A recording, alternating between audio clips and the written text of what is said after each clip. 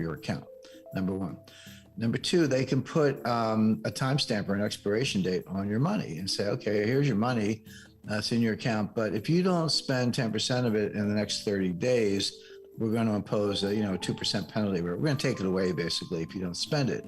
Oh, what does that do? It kind of forces you to spend it. Is that a kind of stimulus? Maybe, I'm not sure. These things don't usually work out as the eggheads plan, but the idea would be if we don't have enough what Keynes called aggregate demand, we'll force people to go buy stuff by telling them if you don't spend it, you lose it, use it or lose it kind of thing. Okay. Withholding taxes. Now, again, in the United States, I think it's similar in Australia. If you have a job, quote unquote, your regular payday or whatever, they pay you, but they deduct the withholding tax at the source, and it's based on the rate. So maybe it's, 20%. So you make $1,000, they take out $200, and here's the $800 net to you. And then at the end of the year, they give you a statement, and you file your tax return, and you claim the withholding, and you reconcile your taxes. But that's not true for independent contractors, doctors, lawyers, professionals, writers, anyone who you earn a living, you work, right? But you don't have any withholding tax. But you still have the money still goes in your bank account. Well, now they can just impose the tax on your bank account. Say, well, hey, we see your inflows here. You make a nice living. We're going to take 20% of that. Again, we'll send you a tax receipt, and file your tax return and sort it out at the end of the year. That would come as a shock to a lot of doctors and lawyers. So negative interest rates and withholding taxes are two things that are hard to impose if in a world of cash and non-central bank digital currencies, but they're easy in a world of no cash and central bank digital currencies. Well, it gets worse. This is the culmination, just kind of cut to the chase. This is the culmination of the total surveillance state. We already have facial recognition software, very good. It's like your face is like a fingerprint. Everyone's a little different. You say, well, that's okay. I'm going to put a mask on because COVID, and sunglasses, and pull a hat down to my forehead. You'll never see my face. You know what? They have gait recognition software, GAIT, meaning how you walk. Everybody walks differently. It was that Monty Python thing, the mystery of silly walks? Well, silly or not, everybody walks differently. And so they can actually digitally identify you just by the way you walk. And so your mask isn't going to help you. And with GPS, I have a bunch of what are called Faraday sacks. They're, some of them are nice, I'm glad they're wallets, but they're basically lined with a certain metallic fibers that block radiation. So if you want to turn your cell phone off, put it in a Faraday sack, and by the way, do the same with your Easy Pass and any other things sending out radiation, which are ubiquitous. Maybe they can't follow you around, but most people don't do that, and they do. And so with your iPhone, they know where you are at all times. You may be looking at a map trying to find a good restaurant, but they're tracking you. So they already do that. But now they take it a step further. So you're at the point of purchase, you're buying a book. Let's say it's a book that criticizes Kevin Rudd, for example. He's your leading panda hugger down in Australia, or in the United States, criticizes Joe Biden or something, or ultra MAGA hamburger, whatever it is. Well, ultra MAGA, you're an extremist, you're a radical, you're part of the insurrection. So now we're going to freeze your account, or deny the purchase, or put you on a watch list, or we just appropriated money to hire 87,000 armed IRS, Internal Revenue Service agents. Maybe we'll assign one to you because you bought the wrong book. So now we're into thought control. We're into basically subduing your political enemies, because well, if you give money to a certain political candidate, again, perfectly legal stuff, buy a book, make a donation, that's legal. But they don't like who you're doing it with. And they meaning the government, they're watching. They know what you're reading, and by inference, what you're thinking, who you're giving money to, what causes you support, et cetera, et cetera. And it doesn't take much these days to have some, kind of low IQ spokesperson at the White House label you as an extremist. So this is all This is all government's ever wanted, was total control of the people. Makes Louis the 14th look like a very hands-off kind of guy. But Jim, the government would never do these things. That the tax office would never target a political group. They would never target a group of people because of donations to different causes. They would never target protesters in any way. They would never target someone who's doesn't want to get vaccinated in any way. None of these things would ever happen. Well, I know you're being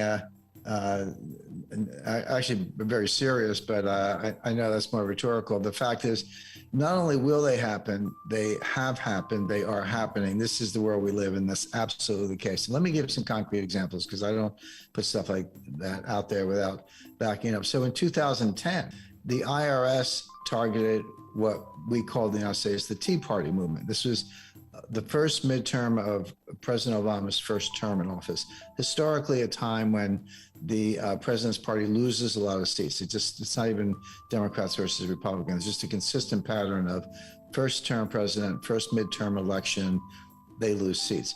Obama lost almost a record number of seats, something like 63 or 64 seats versus an historical average closer to 30. Because of people were upset about Obamacare, they were upset about the tax increases, the bailouts coming out of the 2008 global financial crisis favored the rich, hurt the poor. There was just a lot of people were having second thoughts about voting for Obama in the first place. So we had this Tea Party movement, and they just kicked butt in the 2010 election. Well, so these were springing up everywhere. This was a genuine grassroots movement. There was no nationwide top-down organization. Communities were like, hey, let's start our own branch of the Tea Party, et cetera. And because they qualified as nonprofit organizations, there's some rules around that, but you have to apply to the IRS, our Internal Revenue Service, for a designation and a number proving that you're a nonprofit organization. Well, the person in charge of those was slow rolling all the applications. They weren't getting approved. They were entitled to it. That the IRS intervened to squash the formation of Tea Party movements from coast to coast for political reasons, plain and simple. Well, that was 12 years ago, and there was no central bank digital currency. Imagine how much more powerful that kind of corruption is today. There were $1 trillion of subprime mortgages. These are mortgages that, no documentation, don't have to prove your income, very non-credit worthy. But there was a bubble mentality, a frenzy, and everyone, hey, buy a house and borrow money, fix it up, sell it for twice as much, walk away rich, and everybody was doing it. Mortgage default rates rarely get above 5%. 5% is really high in the mortgage market. So people were saying, smart people like Ben Stein, the financial analyst, but the central bank and others were like, well, okay, let's get crazy. Let's assume a 20% default rate, which has never happened, but just assume that's true. On $1 trillion of subprime mortgages, a 20% default rate would be a $200 billion loss, which was only slightly higher than the S&L crisis of the 1980s. Adjusted for inflation, it would have been a comparable loss. And the attitude was, well, we survived the 80s, we'll survive this. Yeah, it's bad, banks will take losses, stock prices go down a little bit, but we'll survive.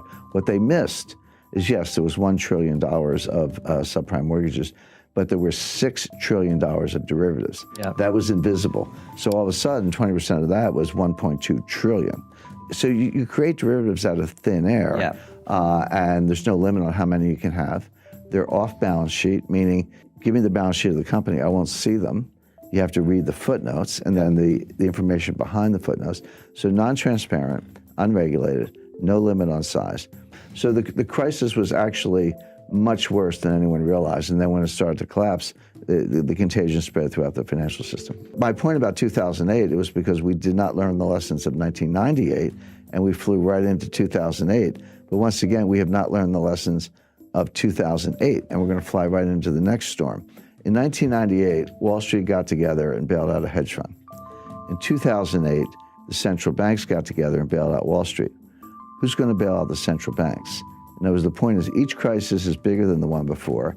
The intervention gets elevated, larger dollar amounts. And are we now at the point where there's no one left to bail us out? And one of the questions I'm asked most frequently is, okay, Jim, I kind of follow your analysis on how risk works and how complexity theory and capital markets, how that works. But where's the crisis coming from? What's going to be the catalyst? It's actually a long list. Now, student loans, there are $1.6 trillion worth of student loans. So this will go, and kind of this gets to your point, Francis, how do capital markets and money markets and Fed policy kind of leach into debt and deficits?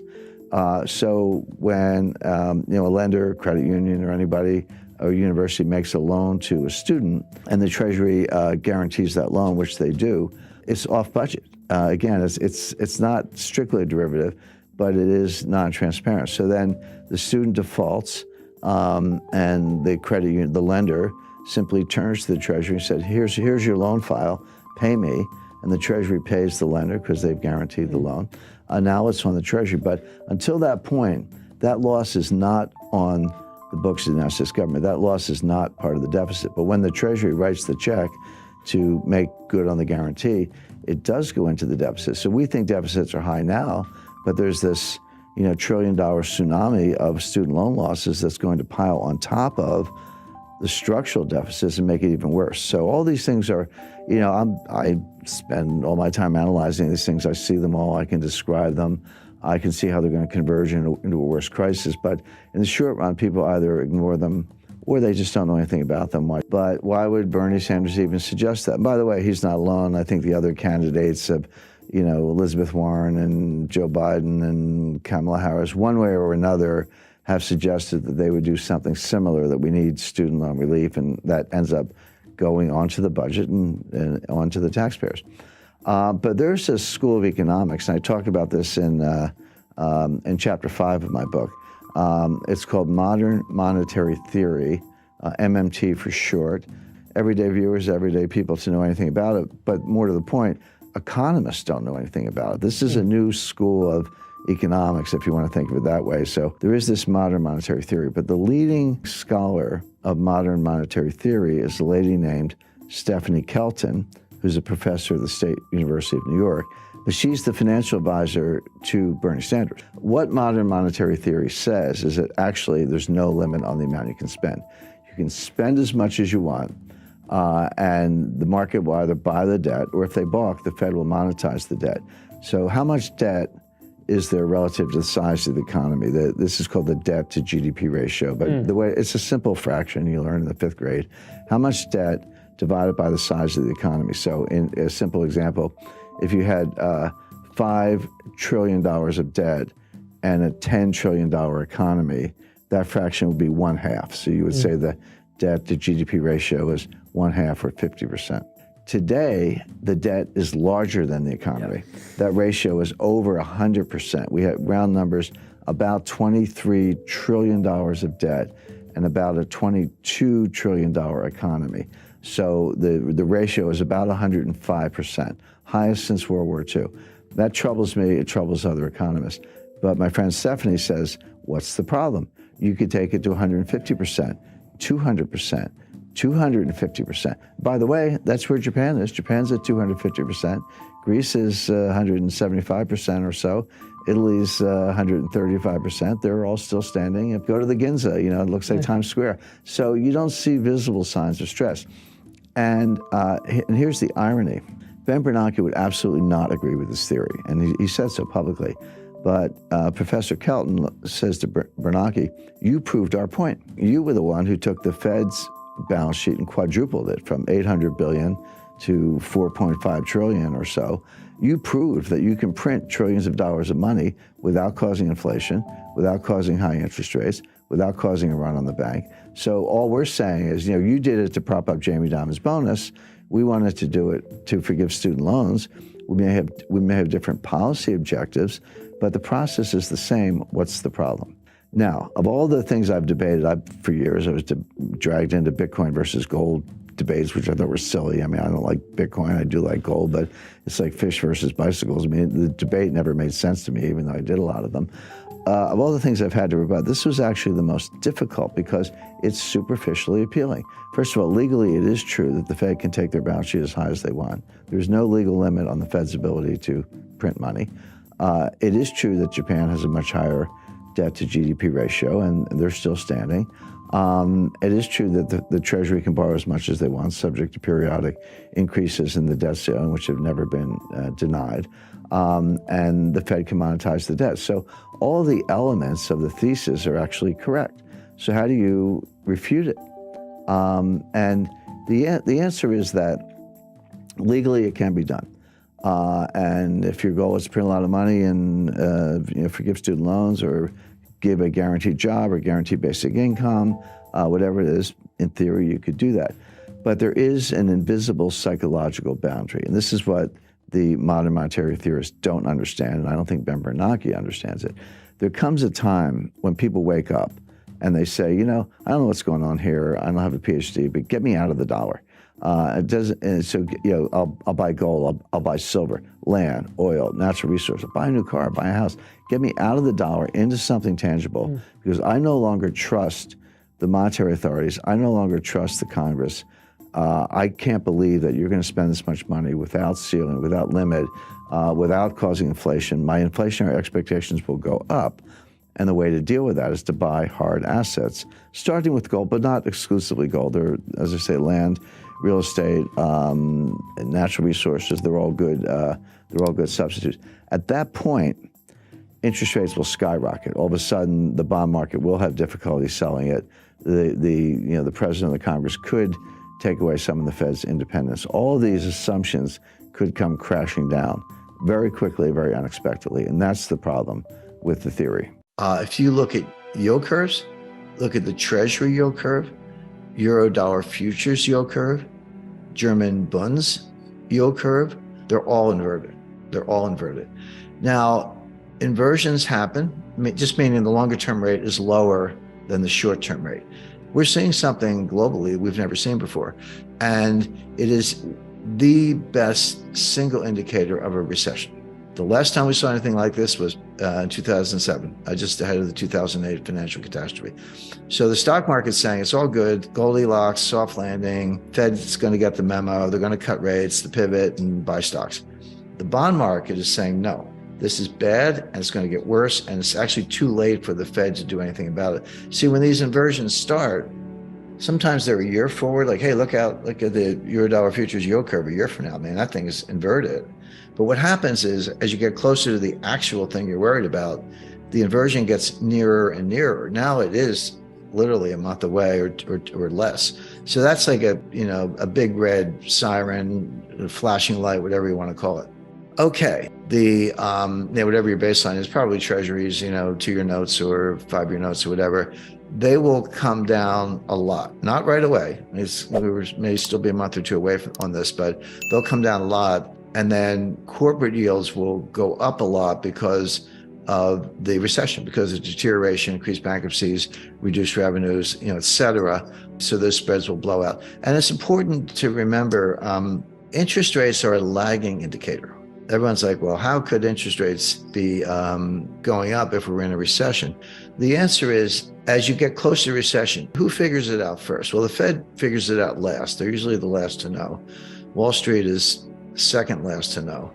The people who figure it out first are actual business people, entrepreneurs, restaurant owners, dry cleaners, taxi drivers, or even medium-sized businesses. They see it. If you're in the trucking business, it's real time. If inventories are sky high and new orders are being slashed, you're not moving anything by truck. So there are certain businesses that are concurrent. The yield curves I was talking about are very good forward indicators. They tell you what's going to happen next. A lot of business people are living in the real world in real time. They know what's happening now, and the stock market tends to figure it out later. But as far as banking and credit is concerned, what happens is, if you're a business person and you see business heading down, fewer customers, whatever, you go out and borrow all you can. You're like, hey, it's a really bad recession coming. If I got lines of credit, I'm going to use them up now. I don't want my bank changing the terms. I said, I'm going to borrow everything I can. And that creates a demand for funds, and interest rates go up. And then the recession hits, and the bankers go, what's going on? Credit losses start going up. And then they just turn off the spigots and they raise standards, they stop doing loans. And then interest rates will start to come down. Interest rates peak after the recession has already begun. So interest rates may not have peaked yet. Even the treasury market. So that's not unusual. Now, here's what the Fed is missing, or maybe everybody's missing. When you hear these layoff announcements, people are like, well, if they're laying off, why isn't the unemployment rate going up? Well, the answer is they have to announce the layoffs. There's all kinds of statute, SEC. So if I'm going to fire 10,000 people, I got to tell the world I'm firing 10,000 people. It doesn't mean I fire them that day. I might fire them, on a rolling basis over the next 30 days. And it doesn't mean they walk out the door empty-handed and head for the unemployment office. I might give them 3 months severance, 6 months severance, et cetera. And so when do they actually show up to the unemployment office and say, give me a check? It might not be till this spring. So the layoff announcements are out there, but the unemployment rate hasn't budged because there is a lag, 3 months. But that's why I said interest rates lag the business cycle, and they do. Unemployment lags the business cycle. Unemployment is a lagging indicator. When you're an employer, entrepreneur, and you're in any kind of distress, not as many customers walking in the door, you'll do everything you can to avoid laying people off. You'll, be late on the rent. You'll turn down the lights, find a cheaper laundry, whatever it takes. By the time you get around to firing people, you run out of options. Like, I've done everything I can. Now my business is in jeopardy. I have to fire some people. And then combine that with what I just said about severance and, rolling terminations, et cetera. It's a lagging indicator. But we know enough right now to know that number's going up. But that's not inconsistent with the fact that we're already in a recession. It's exactly what you would expect, that unemployment's a lagging indicator. So when the Fed's on a mission, they actually don't care about the stock market. Here's what they do care about. They care about disorderly markets. And that's the key word. It's not, if stocks are going down, but it's, kind of little, 0.5% a day, 1% a day, trending down, lower highs, lower lows, trending down. The Fed doesn't care about that. They're not going to bail out the stock market. They do care if it's disorderly. When was it disorderly? Well, March 2020, at the worst part of the pandemic. It dropped like 30% in like 2 or 3 weeks. The fall of 2008, it was like somebody opened a trap door. The Fed does care about that because that kind of disorderly behavior can feed on itself and end up in a 1929 type scenario. So the Fed will get the memo, as I put it, stop raising rates and begin cuts when the markets are disorderly. That may happen. In fact, I expect it will, but we're not there yet. So there may be a pivot, but not because of Goldilocks, but because it's not a soft landing, it's a crash landing. So the global economy is in bad shape. It's going into a recession. Now, a lot of people have said that, we're going to have a recession as if it's no big deal, but they're expecting a mild recession. I see a much more severe recession. Now, the other half, what does this mean for financial markets? And there, the best way I've been able to explain it, imagine you're in an Irish pub and you got 3 Irish storytellers. And I'm part Irish, so I can talk about the Irish, but they're telling 3 different stories, and you got to listen to each one. So there's the Fed story, the market story, and then there's something called reality, what's actually happening. So stock market's telling us Goldilocks, bond market's telling us, here comes, Hurricane Mitch or whatever. And then there's what I call the reality. And I guess I'm the storyteller here, but what I see is a kind of a hybrid. The Fed's doing what they're doing, right or wrong. Okay, they're doing what they're doing. The market has their own interpretation. I agree with the market, certainly the bond market, that the Fed has probably over-tightened, and they may pivot to say that there could be a rate cut. Maybe, I wouldn't rule that out, but for a really bad reason. In other words, if the Fed cuts rates, which they may, the pivot may be real. It's not because they engineered a soft landing and Goldilocks and everything. Oh, that's just right. It's because they screwed up as usual, as they've been doing since 1913. They over-tightened and they found out too late. And then they have to slam on the brakes or take the foot off the brake, if you will, in terms of rate hikes, and then pivot. And we've seen this movie before. This is exactly what happened in 2018. The stock market dropped 20%. It was like 19.9 or something on the Dow, so maybe not technically a bear market, but yeah, what's the difference? It dropped 20%. The Fed was tightening into that collapse. The Fed tightened on December 16th, 2018, only like 8 days before the Christmas Eve massacre, and after most of the 20% collapse had already happened. They tightened one last time.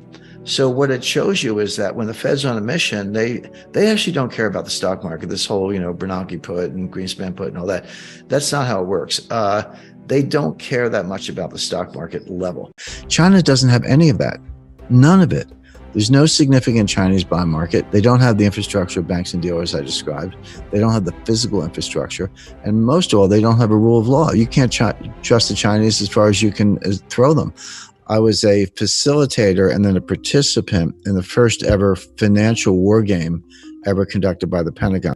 We did this at a top secret location called the Warfare Analysis Laboratory. One of the things we did there, I was on the China team. I wanted to make it realistic. So I said, let's lie, cheat, and steal, because that's what Wall Street does, and that's a more realistic game. So I recruited a friend of mine who's fluent in Russian to be on the Russian team, and I had dinner with him before we went down to the laboratory. And I said, look, here's the plan. I'm going to persuade my China team colleagues to basically announce a new gold standard.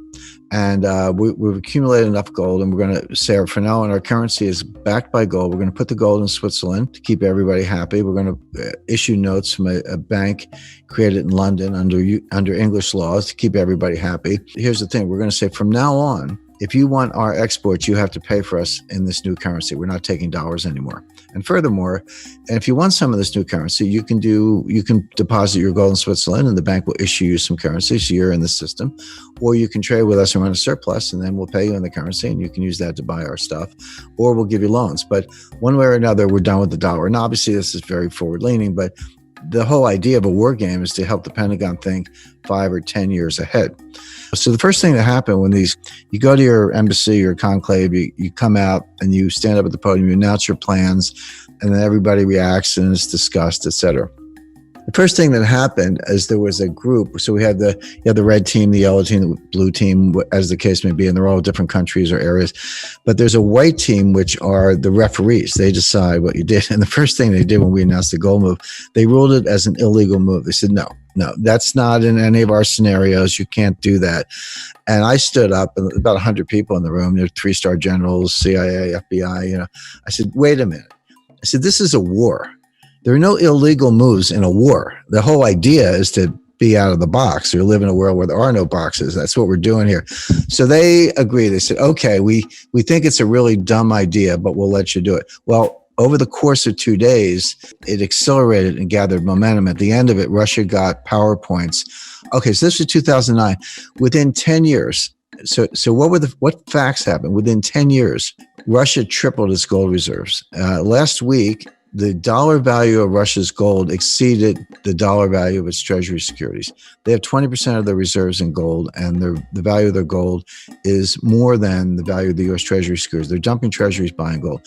Exactly what we warned the Pentagon about 10 years ago. And here it is, and China has more than tripled its reserves. So we're not there yet, but we're moving to some kind of gold-backed world. But the point is, that was all in the war game. That's all in the book. And I made one other point. I said, currency wars don't happen all the time. They might only happen twice in a century. But when they happen, they can last for 10 or 15 years. That's how long it takes to sort out. What you describe about the Chinese money supply is absolutely correct. People in the United States complain, the Federal Reserve has printed $4 trillion in the past year. And they have printed $4 trillion in the last year. They've taken the Fed balance sheet from about 3.5 trillion to 7.5 trillion. So yeah, we printed $4 trillion in the past year. Didn't do any good, won't do any good, but we did it. But Chinese money supply is even larger and growing faster. Now, I don't want to get into the weeds on China's internal monetary policy. I could, except to say that they're grossly over-leveraged. The economy is investment-driven, not consumption-driven. They're about 45% investment.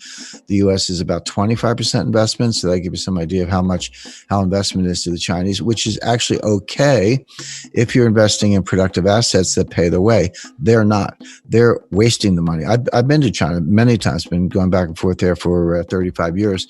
I've been out in the countryside. I don't just stick to the hotel lobby in Beijing. I got mud on my boots visiting these ghost cities. And so each ghost city, there are a bunch of them, actually seven. Imagine building 7 cities. That's what I saw. And so they got 1 or 2 skyscrapers, and they got mixed use, and they got retail shopping, a country club, a hotel, a golf course, a pond, highway stops, airport, etc. And it's all empty. I mean, it's just all empty. Shiny new construction, some of it's still under construction, all empty. So I said to the communists, I said, what are you guys doing here? I mean, nobody's here. So, oh, don't worry. People will be coming from the countryside. They will be populating these cities. And I said, when? I said, no one's coming. And besides that, you've already drained the countryside. That already happened. But I said, you cannot mothball a building. It's not like some old clothes. I mean, the way a building maintains itself, it gets occupied and there's maintenance and people fix it and all that. I visited, I used to travel a lot in Central Africa in the early 80s. It was Zaire at the time. Today it's the Congo. I was in Kinshasa, but it was right after the 70s commodities boom. And they took the money, of course they wasted it, and they built these skyscrapers in Kinshasa, which is like a swampy, scary, funky, city. But there's a skyscraper, but the windows are falling out and there were rust stains running down the side and the elevators were broken. So it might have looked nice the day they built it, but it was never really used. And now it was literally, when I was there, it wasn't that much later after they built it, it was falling apart. So that's going to happen in China. My point being, if you apply, generally accepted accounting principles to their investment account, you would write it off the day they open the building because nobody's there. It's not worth anything. So they're wasting the money. They're over leveraged. They're overprinted. However, none of that has anything to do with the status of the Chinese yuan as a global reserve currency. The yuan is not a reserve currency. It will not be probably in my lifetime, maybe never.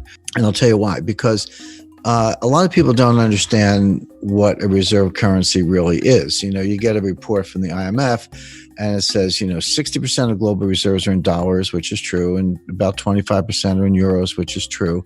So 85% of global reserves are in dollars or euro, which means the only meaningful exchange rate in the world is the euro US dollar cross rate.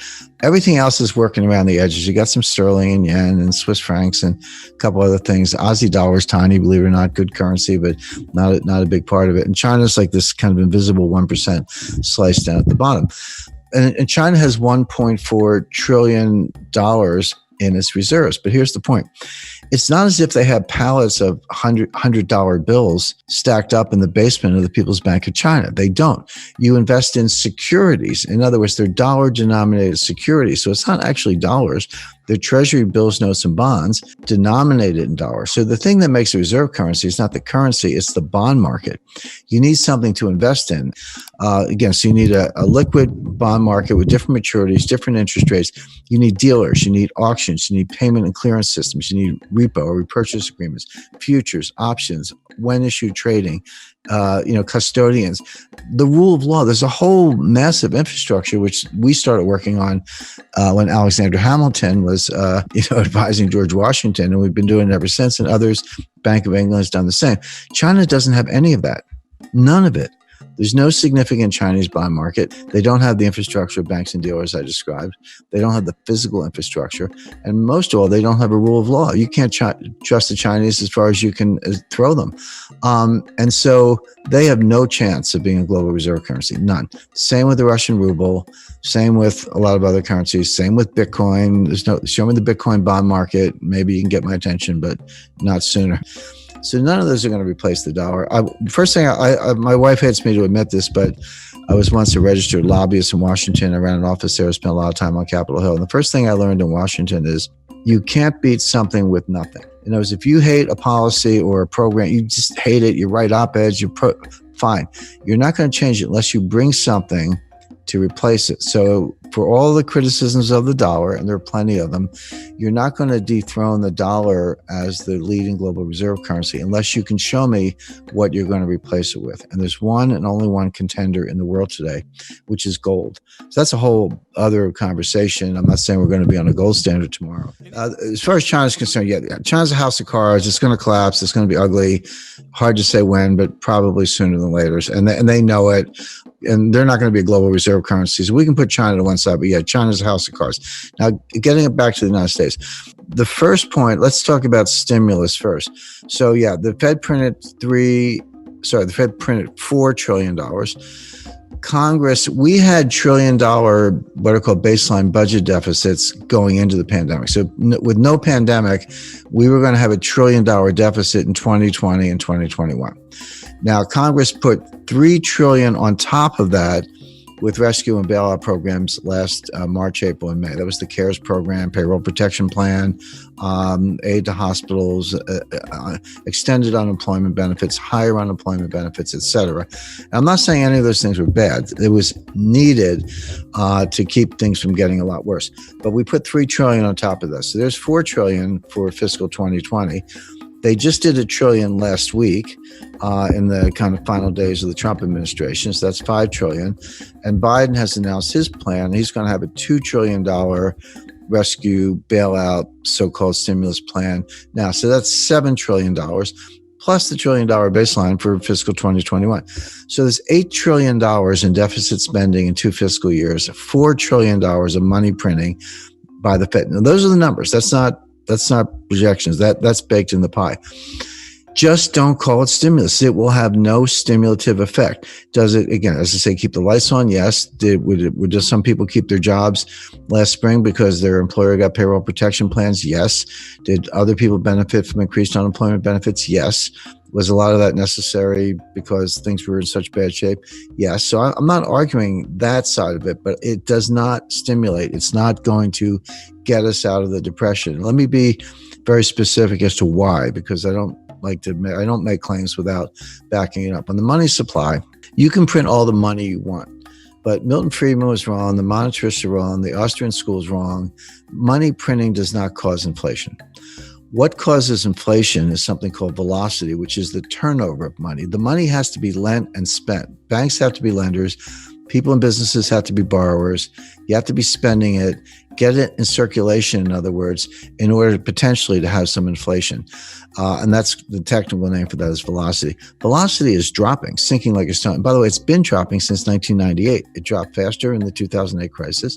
It's dropping faster today, but the trend has been very steeply down for the last 22 years. And so, nominal GDP, so the dollar value of all goods and services, leaving aside inflation, that's what we mean by nominal value. Nominal value of gross domestic product is money supply times velocity. How much money is there and how much does it turn over? Multiply one by the other, and that's your nominal GDP. And I remind people that $7 trillion times zero is zero. Meaning you can print the $7 trillion, but if you don't have any velocity, you don't have an economy. And so you can understand monetary policy as a desperate race between increasing money supply and declining velocity. One offsets the other so that you barely keep nominal GDP where it is. In fact, it's going to go down about 6 or 7%. We're not getting back to 2019 levels of output. If you take 2019 as your baseline, we're not getting back to 2019 levels till 2023. At the earliest. We're not getting back to 2019 levels of job creation, the number of people who have jobs, until 2025 at the earliest. That's why I call it a depression, not a recession. Now flip over to fiscal policies. Like, hey, they're sending everybody $2,000 checks, and they are. The people are going to get those checks. And so the Wall Street, which usually gets things wrong. That's the first thing you got to know about Wall Street, because they don't really care about you. They care about rap fees and how they make money. So they're saying, all right, they're going to send out the $2,000 checks, and people are going to get those checks, and they're going to run right out. And they're going to buy a car, a refrigerator, paint the kitchen, whatever it may be. No, the first two things are true. They're going to spend the money, and they're going to borrow the money, and they're going to send people the checks. But when people get the checks, they're not spending it. What they're doing, they're saving it. They're either paying down debt, which is equivalent to savings, or they're putting the money in the bank, which is savings. So certainly if you lost your job, you're not going to take your friends out to dinner. You're going to throw the money in the bank or pay the rent. But even if you didn't lose your job, you look around, like maybe your spouse lost his job. Maybe your neighbor lost his job. Maybe you think you're next, like you have a job, but you're worried you're going to get fired next week. So you save it. And the name for that, economists call that precautionary savings, or, plain English, it's saving for a rainy day, except it's raining everywhere. So they are going to send the checks out, but people aren't going to spend it. And that's the reason you're not going to get the stimulative effect. But you are going to increase the deficit, which gets back to this debt to GDP ratio. So take the total debt divided by GDP. That's some ratio. The research is very convincing, very clear. A number of studies show this, that up to about 90%, so 90% debt to GDP, you get a little bit of something called a Keynesian multiplier, meaning you borrow $1, you spend $1, and you get $1.10 of GDP, or you get $1.05 of GDP. And it works maybe temporarily, but it works when people won't spend the money the government can. That's the idea. But when the debt to GDP ratio goes above 90%, that's what physicists call a critical threshold or a phase transition. Now you're through the looking glass. Now the Keynesian multiplier drops below 1, meaning you borrow $1, you spend $1, but you only get 90 cents of GDP. But meanwhile, the debt went up $1. So what's happening to the debt to GDP ratio? This is going up dollar for dollar, but this is going up 90 cents on the dollar. So the ratio is getting worse. Guess what the US debt to GDP ratio is today? The answer is it's about 135%. So we're way past that 90% threshold. And by the way, who's in that club? I can tell you, Lebanon, Greece, and Italy. So there's your lunch table for four, the four super debtors league. And it just gets worse. And that ratio past 90% is a headwind to growth, because people look at it and are like, hey, I don't have a PhD in economics, but I just don't like what I see. And people understand correctly, and this is the behavioral adaptation that policymakers on Wall Street do not understand. But the behavioral adaptations, people look at it and say, I don't know how this is going to end, but it's going to end. We're either going to have a default, or we're going to have something like hyperinflation to make the debt go away, or they're going to raise my taxes.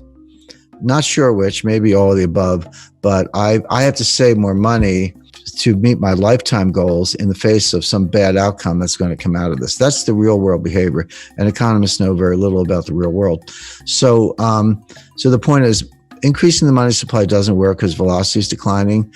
Increasing deficits doesn't work because people are saving, not spending, and they're preparing for worse outcomes. So neither one of these, you can call it money printing or spending, but don't call it stimulus, because it doesn't stimulate. We're not getting out of this. And that's why I call my book The New Great Depression. Are your cryptocurrencies going to be stolen? These are the questions you have to ask yourself, and there are no generic answers. So I cannot emphasize enough. Coin by coin, I hate to use the word coin, whatever, token by token, blockchain by blockchain, be rigorous and ask yourself what's sustainable. Now, Bitcoin, Ripple, and Ether, and some of these other cryptocurrencies, not all of them, but the best known are going to fail. When I say fail, they're going to, Bitcoin might have a $200 value as a token for criminals. I think criminals and terrorists might find a use case at about $200 per Bitcoin, but they're basically not going to be anywhere near where they are today. Why do I say that? I don't want to make a claim without backing it up. The first point is they're non-scalable. Transaction times are slow. And then when you say that to Bitcoin people, they go, aha, the Lightning Network is right around the corner. Lightning's going to, we'll see. They said that about segregated witness. They said that about some of these other solutions. They don't seem to get community support. They keep forking the Bitcoin, meaning one day you wake up and there's 2 blockchains instead of 1, or whatever happened to that whole idea that we weren't going to have inflation, and we weren't going to pull new cryptos out of thin air. But these solutions, you have to understand what the solution is. So what they're saying is, nobody has a solution for the inherent slowness, clunkiness, non-scalability of the original Bitcoin blockchain. There's no solution for that. So when you hear about solutions, what are they? Well, what they're saying is take a bunch of transactions offline. So everybody in the room could form a group, or let's say every coffee shop in Brooklyn, New York, every coffee shop in Vancouver could form a group. And all the people who want to buy coffee would join that group. And we would agree, so we're in our own little bubble over here, and we would agree that all of our Bitcoin transactions among each other don't go on the blockchain. They just get settled in this sort of separate cloud over here, and then we net them out.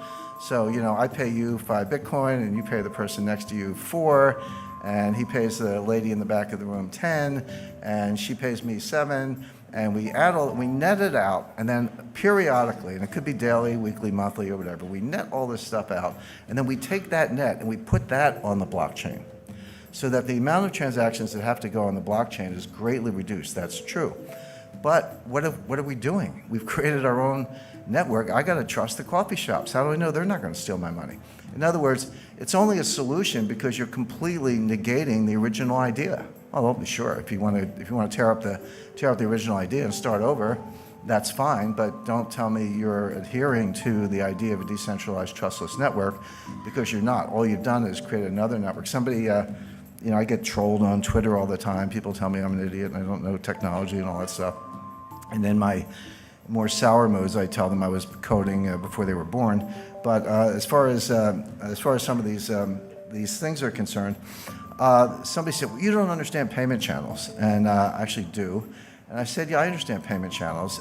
We had those in the 50s. They were called party lines, which is, you pick up the phone and someone's talking, you got to ask them to get off the phone so you could go. In other words, there was an AT&T network, at least in the United States, but other people could jump in on this little side thing. That's all it is. These are party lines. So that doesn't work. Non-sustainable. The energy usage to solve the problem and make the proof of work in Bitcoin is now greater than the annual energy output of Ireland. Imagine taking all the electricity used in Ireland in a year, and that's how much we have to use to crunch numbers. By the way, every applied mathematician will tell you that prime factoring is a trivial problem. It's like an uninteresting problem. But it takes a lot of computing power to do it because the numbers are so big and the possibilities are so great. So we're just wasting the entire electrical usage of Ireland. In a few years, it's going to be the entire electrical usage of Japan. Who in this room thinks that governments are going to allow Bitcoin miners to use as much electricity in a year as the entire country of Japan, the third largest economy in the world? That's not going to happen. It's not going to happen. It's not very green. It's completely wasteful. In other words, it can't happen. So that's why I say it's non-sustainable. It's going to hit a wall. Non-regulated, I don't have to remind you of all the frauds, new ones popping up every day.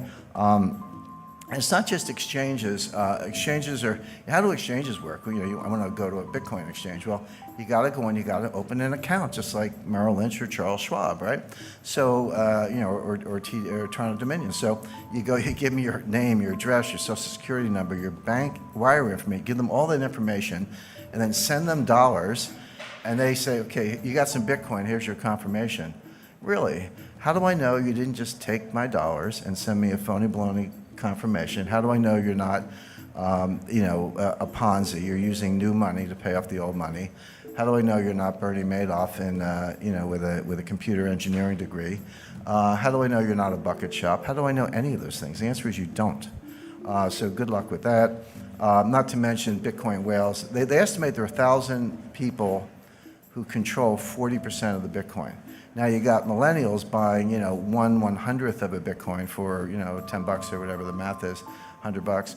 But you got these, I call them the whales, these 1,000 people who have 40% of all the Bitcoin. You don't think they have a big vested interest in keeping the price up?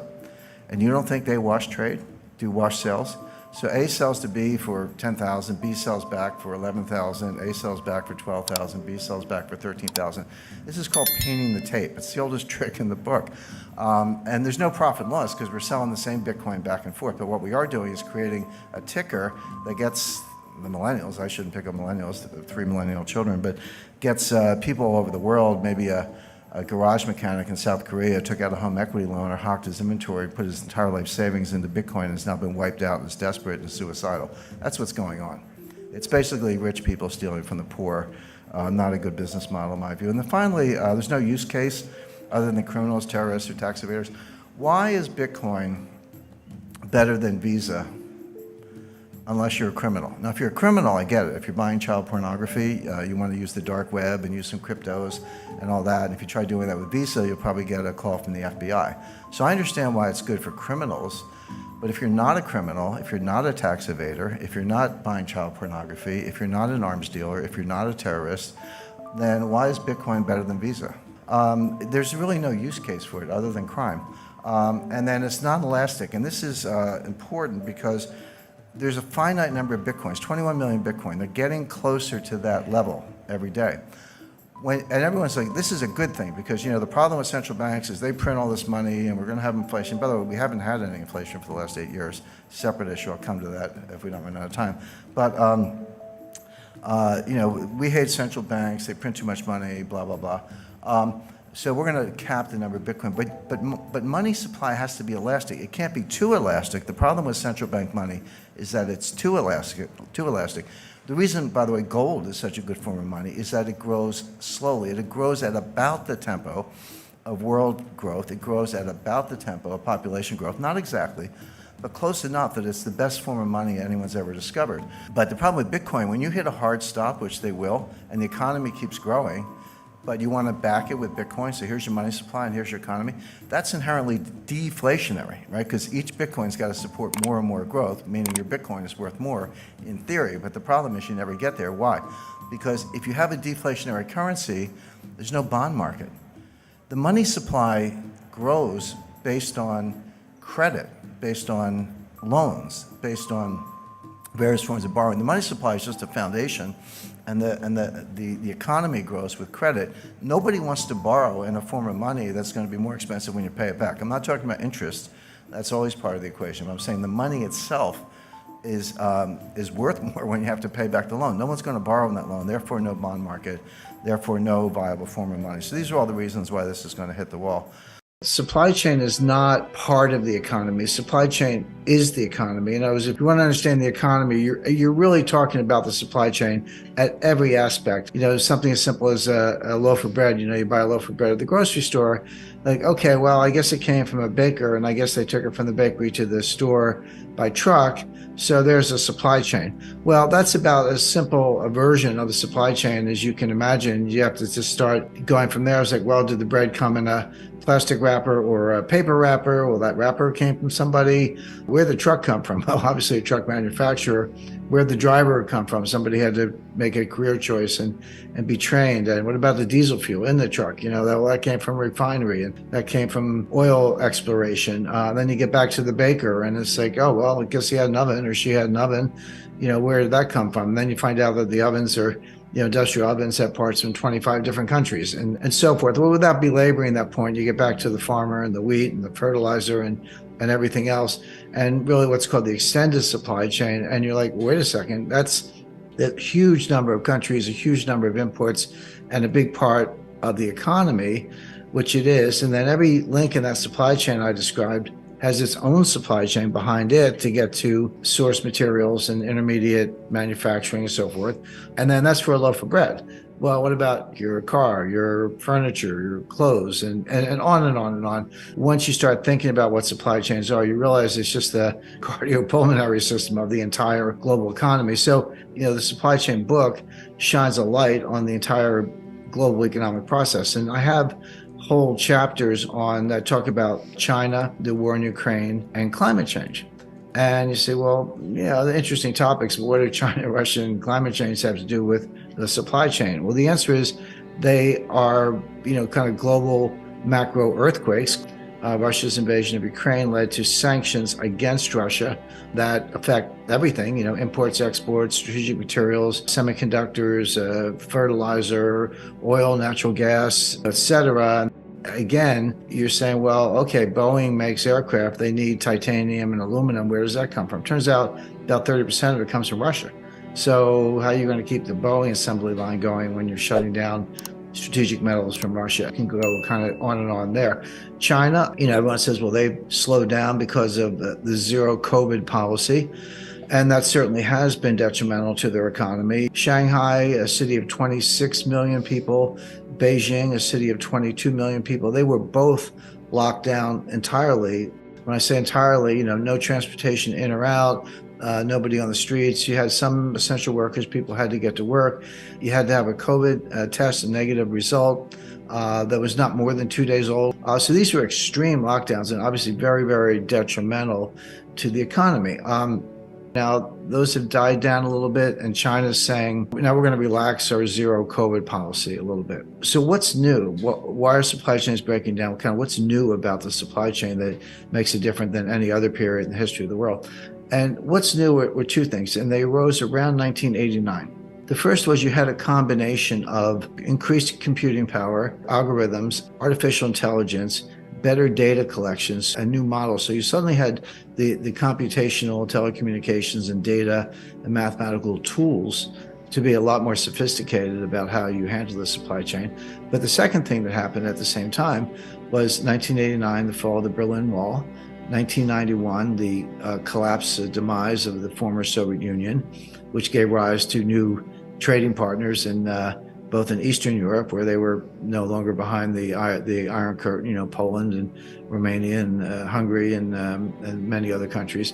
And at the same time, you had the rise of China. China did have a fairly high growth period in the 1980s, but nothing like we see today. And it all came crashing down in 1989 with the Tiananmen Square massacre.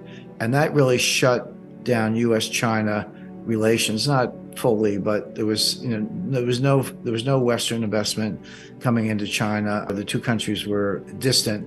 Well, that ended around 1992. Deng Xiaoping did what he called the Southern Tour, where he reaffirmed China's commitment to capitalist principles. They weren't overthrowing communism, but they were embracing capitalist market ideas.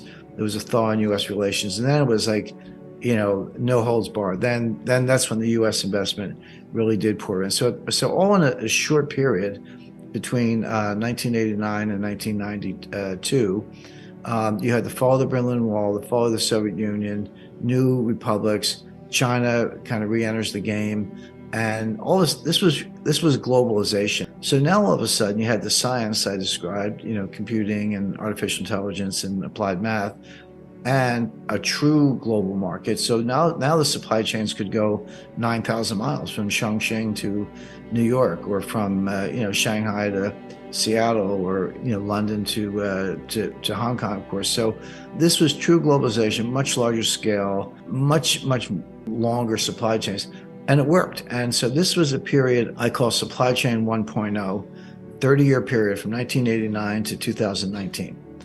Now, why did it break down around 2019? Three things. A lot of people look at the pandemic and they go, oh yeah, COVID, that disrupted everything. That was the problem. And some people look at the war in Ukraine and the Russian sanctions and go, that was the problem.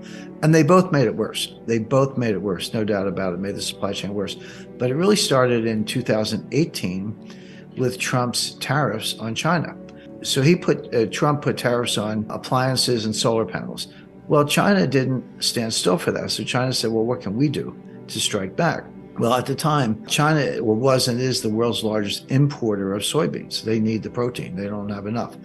The US and Brazil are the two largest exporters of soybeans. Well, China was buying all their soybeans from the United States because they were trying to reduce the trade deficit. We were buying so much stuff from them, and China said, well, what can we buy from the US just to kind of balance the books a little bit? And the answer was soybeans. Well, when Trump put the tariffs on, China redirected all of their soybean orders to Brazil. They stopped buying US soybeans and they bought them all from Brazil. Well, there's a lot more to that than a phone call. You got vessels and dry bulk carriers and transportation lanes and port facilities. And, if you're Brazil and you get all these orders, you got to get trucks to get the soybeans to the ports. You got to open up port facilities, et cetera. The point is, this is a major shift in global logistics, just to change the order book from the US to Brazil. Beyond that, people involved in this, they don't want 6-month contracts. They want 5-year contracts, or at least 3-year contracts. And they got them. And so now all of a sudden, China's buying all their soybeans from Brazil. But this scrambled global supply chains. Now, what are the US farmers doing? We're still growing the soybeans. We can't sell them to China. Well, it turns out the Netherlands needed them. So, okay, we'll sell them to the Netherlands and distribute them to Europe, which they did. And then this went on and on because Trump put more tariffs on to retaliate. China took more actions against the United States, canceled purchase. So, and it escalated from there. Now, again, COVID made it worse. The war in Ukraine made it worse. But it's very clear that that's where it started. So that's why I use 2019 as just, kind of an arbitrary date, with a 30-year period of supply chain 1.0. Now we're getting to supply chain 2.0, but we're not there yet. We're in this like messy, in between, inefficient, muddling through period where things are broken, but they'll never be put back together the way they were, but we haven't produced or created the new model supply chain. We're just muddling through, and with a lot of disruption, a lot of empty shelves. You have to understand, it took us 30 years to build this. We blew it up in about 3 years. It's not going to come back overnight. It's going to take 5 or 10 years or maybe longer to rebuild in some form. The Fed's looking at unemployment, and it's based on the so-called Phillips curve. It says, unemployment's down, inflation's up. If unemployment's up, inflation's down. That's the Phillips curve. You can draw it, and the Fed's using that to guide policy. The Phillips curve is garbage, and it's not a personal insult against Professor Phillips. It's the case that there's no empirical support for it. I could give you examples going back to the 1930s of low unemployment, low inflation, which you had in the early 60s, 1930s, we had high unemployment, low inflation, even deflation. Late 1970s, what did we have? High unemployment and high inflation. That was called stagflation. So I can give you examples. If you think of it as a quad chart, unemployment, inflation, fill in the blanks. I could give you all four examples: low, low, low, high, high, low, high, high, which means there's no correlation. If you can have any one of them, there's no correlation. So the Phillips curve has no predictive value on its face because the data doesn't back it up. Last time I looked at a Phillips curve, it was a flat line. At least where I went to school, curves were not flat, but there it is. Now, it's worse than that because unemployment, even if you thought it was a good indicator of something, particularly inflation, it's a lagging indicator, or a lagging indicator of recession, as the case may be. So let's say you're an employer, a business person. I mean, you're an entrepreneur. I start businesses. When you're in a tough spot, when revenues are down and things are slowing down, margins are getting compressed and all that, the last thing you want to do is fire people because it took a while to find them, hire them, train them. You don't want to let them go. You do everything else. Like you turn down the lights, you call your landlord, negotiate a cheaper rent, slow pay your creditors, drive a hard bargain on something. You do everything else to maintain your margins. And then only when all else fails do you start firing people. So first of all, it's a lagging indicator. You're already in the recession before you get around to firing people, number one. Number two, because you held on so long, you tend to do it en masse. It's not like I'm going to fire one person a month for the next year. It's like I'm going to hang on to all of them and then maybe, sadly, fire them all at once because I have no other choice. So A, it's a lagging indicator. B, it can turn on a dime from very low unemployment to very high unemployment within a matter of months. And if that's what the Fed's relying on, which they are, they say so. It's not a guess. They say that's what we're watching. Two things. Number one, you're not going to see the recession coming. It's a lagging indicator, and it can go from kind of good to bad almost overnight. So the Fed's, driving this way, looking out the back window, and they're probably going to wreck the economy. But there are a lot of other signs to say, okay, Jim, unemployment's not a good measure, and it isn't. But how do you know what are the good metrics? They tend to be a little technical. They tend to be things that very few people look at, but they're there. They're not secret. The big one, I think this gets more notice, is an inverted Treasury yield curve. Well, what does that mean? So a normal yield curve, it's like the longer the maturity, the higher the rate. That's common sense. So if I'm going to lend somebody money for a month, I might charge a certain interest rate. But if I'm going to lend you money for 10 years, I want a much higher interest rate because there's a lot more risk, inflation, default, credit risk, who knows what. So a normal yield curve is upward sloping. The longer the maturity, the higher the rate. Okay, right now, yield curves are inverted, which means they're downward sloping, which means the longer the maturity, the lower the rate. Why would you take a lower rate on a 10-year Treasury note than you would on an overnight loan, that's where we are today, by the way. So in other words, this is the big money. This is the institutional money. This is people who know more than central bankers in many cases, betting that interest rates are going to come down a lot. Because if they weren't, that inverted yield curve would make no sense. And so they're betting that the economy is going into a severe recession. Interest rates are going to drop. Now, just to get a little more arcane, there's something called the SOFR futures curve. SOFR is the new LIBOR. There were problems with LIBOR. But these are long-term bets on overnight rates. Treasury is a snapshot of what I think the 10-year rate is going to be, but the SOFR is the opposite. They trade in strips, quarterly settlements that go out 3 or 4 years, 5 years, but the longer ones aren't that liquid. But basically, I can make a bet as to what I think the overnight rate is going to be 1 year from today. That yield curve is also steeply inverted. And again, this is the real, who trades SOFR futures? Well, the institutions and central banks and the big money, in other words. And it's in the data. It's not a guessing. You can look at it. It's publicly available. And it says rates are going to drop steeply in the months and year ahead. So again, these are, when you have an inverted SOFR yield curve, an inverted Treasury yield curve, it's basically the big money betting the rates are going to drop like a stone. Well, why would that be? Well, there are only two reasons. One, a severe recession and a steep drop in inflation. And those two things do go together. One more example, again, I don't want to get too in the weeds, but there's something, the Fed has an overnight reverse repo facility. What does that mean? So the Fed says, hey, give me your cash and I'll give you a Treasury bill as collateral, and then we'll unwind it at some point in the future. It's called a reverse repo.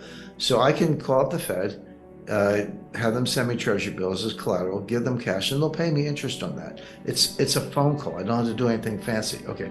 But the Treasury also sells treasury bills at auction, and I can bid on them, and people do. And the yield to maturity on those is lower than the Fed will give you for a phone call. So why would you bid in an auction, take the market risk and get a yield that's lower than the one you can get for a phone call? Well, the answer is that the treasury bill that they send me when I do the treasury facility, I cannot rehypothecate it, meaning I have to hold it, give it back to the Fed when they want it, but I can't give it to you or anybody else. Whereas if I bid at auction, I can take that bill, I can pledge it to UBS, UBS can pledge it to Deutsche Bank can pledge it to Barclays, and they do. So, but the reason I bid more aggressively for that and take a lower yield, I'm fighting for a lower yield instead of the higher yield I can get for free, is because I need the collateral. That's a sign that there's a collateral shortage, that banks are reducing their balance sheets, they're unwinding derivatives, et cetera. So sorry to be a little technical, but the point is when you look at two inverted yield curves and an auction rate that's lower than what you can get for a phone call, they all say the same thing. Rates are going down, the economy is going to crash, and there's collateral scarcity, and banks are tightening up their balance sheets. So they're all bad signs. It reminds me of another indicator, just quickly. Swap rates we have negative swap rates. What does that mean? Well, what is the swap? So I buy a 10-year treasury note and I finance it in the overnight market. So what's happening to me? I'm getting the yield on the 10-year treasury note and I'm paying an overnight yield. So receiving fixed, paying floating. Well, sometime in the 80s, in my experience, at some point somebody said, hey, why don't we get rid of the bond? Like, just pay fixed and receive floating. Who needs the bond? The bond's a piece of collateral, but we can have a contract. So that's a swap, a simple form of swap. So I do a swap with Deutsche Bank, and Deutsche Bank says, okay, Jim, I'll pay you the 10-year rate. You pay me the overnight rate. It's exactly the same as if you had the note and we're financing it in the repo market. It's just receive fixed, pay floating. That's a swap. But if you think of the credit risk, at least with the 10-year treasury note, I got the United States government behind me. If I'm doing a swap with, UBS, I got bank risk. I got some credit risk in the bank. Credit Suisse just failed. So it's logical. It makes sense that the rate I get from UBS should be slightly higher than the treasury rate. The swap rate from a bank should be slightly higher than the comparable maturity of a government security, because the government security is slightly safer than a big bank. Well, right now, that's not true. UBS, or I don't want to pick on UBS, Barclays, anybody else in a swap, the rate I get is lower than I get from a 10-year treasury note. So why would I do that? Why would I take the poor credit and take a lower rate instead of a higher rate? Well, the answer is the swap is off balance sheet, and the treasury note, if I own it, I got to put it on my balance sheet. So when you see negative swap rates, meaning the riskier credit is paying you less than the government credit, what it means is that the balance sheets are constrained. I got to do the off balance sheet trade because we can't use up the balance sheets. That's consistent with what we just talked about with the inverted yield curves, which is there's a major credit contraction. There's a collateral shortage, a dollar shortage, and a credit contraction. That's not a recipe for a recession. I don't know what it is. The key to understanding that is to understand that it's a form of money, but it was never a monetary project. It was always a political project. And once you understand the political dynamics behind it, you can see that it's not going to break up. So getting back to the BRICS, what they need is to expand the membership. And by the way, that's exactly what they did on August 22nd. So I said August 22nd, the Leaders Summit in Johannesburg, South Africa, and President Xi, President Modi, Prime Minister Modi, President Ramaphosa, President Lula of Brazil were all there. Putin would have been there, but there was an arrest warrant for his arrest from the International Criminal Court. So Putin didn't go. It's a distraction. And I said this would be a landmark or turning point in the development of the BRICS currency. And unfortunately for me, I actually have to read this stuff. And there's a 24-page single-space final communique from the BRICS Johannesburg Summit. And I read the whole thing. It barely mentions the new currency, just in passing in one section, kind of oblique, but barely mentions the new currency. And everyone said, hey, Jim, you said this was going to be a landmark in the development of the new currency. What happened? Well, the answer is it was. They did the thing they needed to do. It wasn't issuing a currency that was going to fail if you only had 5 members. They expanded the membership. They're now the BRICS 11.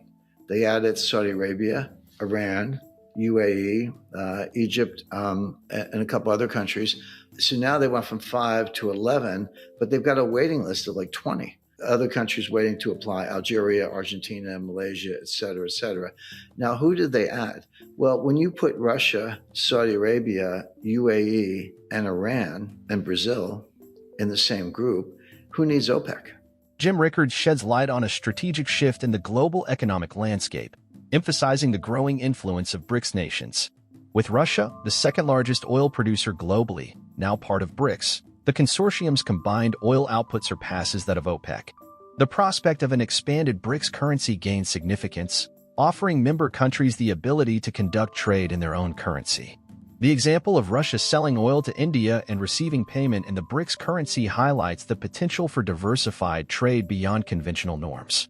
And then Jim Rickards envisions a broader membership, possibly reaching around 20 nations, enhancing the viability of the new currency.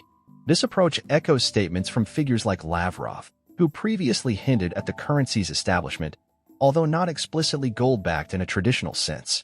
Jim Rickards underscores the geopolitical implications of this economic realignment, as BRICS nations position themselves for increased autonomy and collaboration, challenging established economic norms.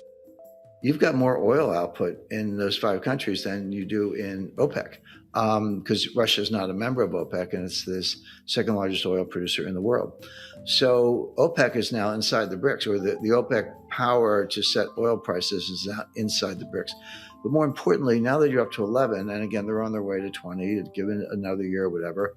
So now you launch your BRICS currency, and you're Russia, and you sell oil to India. Instead of getting paid in rupees, you get paid in the BRICS currency. The difference is, instead of having to buy, whatever, rice from India, you can go shopping. You can go to Brazil and buy Embraer aircraft. You can go to China and buy semiconductors. You can go to Iran and buy drones. You can go to Argentina and buy, they have a lot of natural resources, et cetera. So can everybody else. China gets paid in the BRICS currency. They can buy oil from Saudi Arabia, the oil from Russia, et cetera, or Embraer from Brazil. They're very good aircraft. So the point being, when you expand the membership, you make not just the likelihood, but the feasibility of the new currency much, much greater. And so give them one more round. They'll invite in another 6 or 7 members next year. They'll get up to around 20, close to 20, which is about how many members you have in the European Monetary Zone, and then launch the currency to great success. So that's how it's playing out. The gold link, and this is what Lavrov said about 6 months ago, he never said it would be gold backed, in the sense that if you had some bricks, you could march down to the People's Bank of China, the Central Bank of Russia, and say, give me the gold.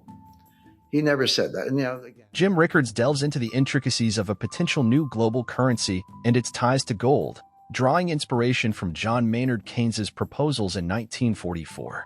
However, Jim emphasizes that while some critics may nitpick the distinction between being gold-backed and gold-linked, the crucial point is determining the value of the currency in relation to gold.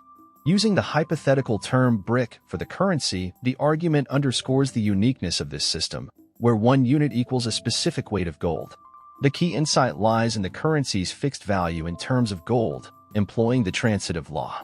This approach essentially places the burden on the US dollar to reflect the fluctuations in the global gold market.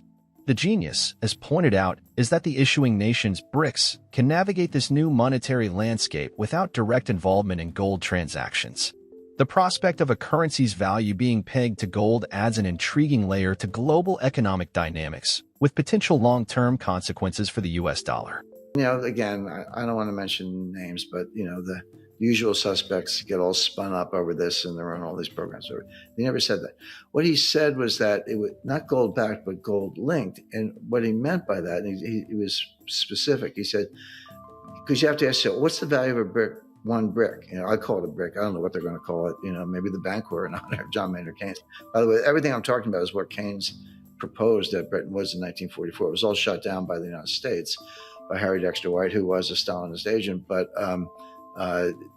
this is basically the return of the ghost of John Maynard Keynes, because what the Russians are doing is exactly what Keynes wanted to do. He wanted a world currency, not a US dollar. But what Lavrov said is that, okay, we're going to define the value of one, I'll call it a brick, one brick is going to equal a weight of gold. And you didn't say what the weight is. I say one brick equals 1 ounce. That's just for illustration purposes. It doesn't matter.